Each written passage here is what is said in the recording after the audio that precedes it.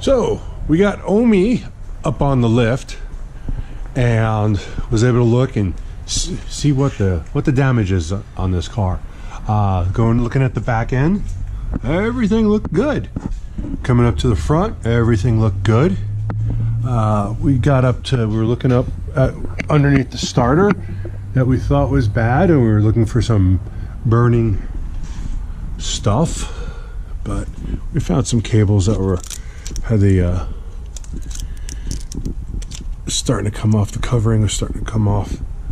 So everything looked good, except we put the car down and tried to turn the engine with by the balancer, by the crankshaft, right up there, crankshaft. I said, hey, let's try that. That was a bad idea. That did not work out. We did find a little bit of damage under here. Tie rod end bent right here. That needs replaced, and the stabilizer bar. They need replaced. Other than that, it looked pretty clean. But going back up to the top, let me bring the car down and show you what we're doing. So we started stripping down the engine. We took off the air intake, the air filter, the cover on the top, and we're starting to look into the intake, and it's kind of grimy. So at this point, we're going to bring the camera over, and I'm going to show you what we found in the intake. And even though this is bad, this is not the worst of it. So we're trying to get enough light in there. It's real tight, and this is what we have. We have a lot of rust and a lot of water, and there's chunks of goo in there. So let's see what else we got.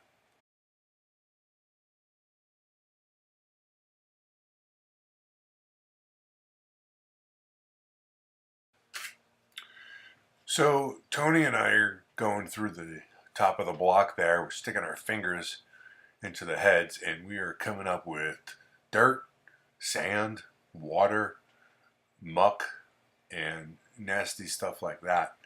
This engine is toast in my mind. I think we just need to pull it out.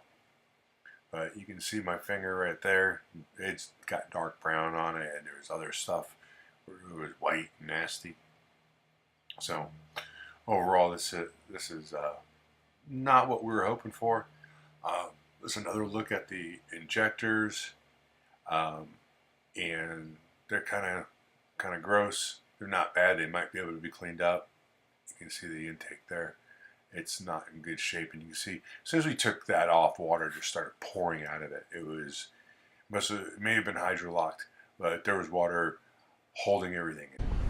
So this is where we're at. We've taken off the intake, the air intake, the intake itself. This is off. We're going to take off the head just to see how bad it got. There's just puddles. This is like a water park in here. See that?